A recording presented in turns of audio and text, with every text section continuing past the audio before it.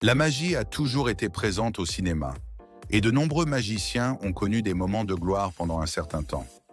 Harry Potter et quelques autres font la joie des spectateurs, mais la vérité est qu'en 1980 est apparu quelqu'un qui allait surpasser tous les autres. La magie qu'il exerçait était réelle et se passait sur le terrain.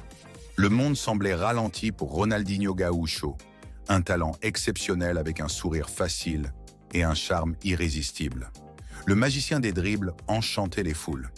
C'est pourquoi aujourd'hui, je vous confie 8 fois que Ronaldinho a choqué le monde.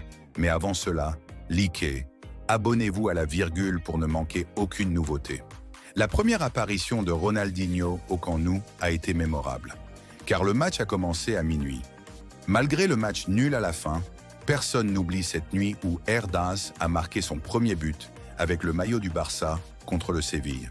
Mais le véritable choc est survenu lorsqu'il a été acclamé au Santiago Bernabéu par les supporters du Real Madrid après une prestation brillante et 2 buts mythiques. La Coupe du Monde 2002 a été inoubliable pour le peuple brésilien. C'était l'année où le Brésil est devenu champion du monde. Et Ronaldinho a remporté son premier titre mondial.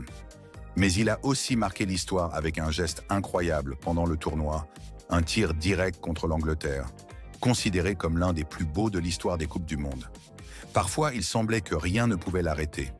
Sur le terrain, il faisait des merveilles, notamment contre des adversaires qui arrivaient avec des intentions agressives. Ronaldinho s'amusait avec le ballon et déstabilisait ses adversaires. L'un des gestes les plus emblématiques a eu lieu en 2004 contre l'Athletic Bilbao, où il a réalisé un geste de génie. La Coupe du Monde 2006 a été marquée par un autre moment incroyable, où Ronaldinho a une nouvelle fois ébloui tout le monde. À chaque match, il a montré pourquoi il était unique. Lors de son passage au Flamengo, un des derniers clubs de sa carrière, Ronaldinho a continué à créer des moments magiques. Dans une action mémorable contre le Fluminense, il a fait un contrôle de balle incroyable que personne n'a su expliquer.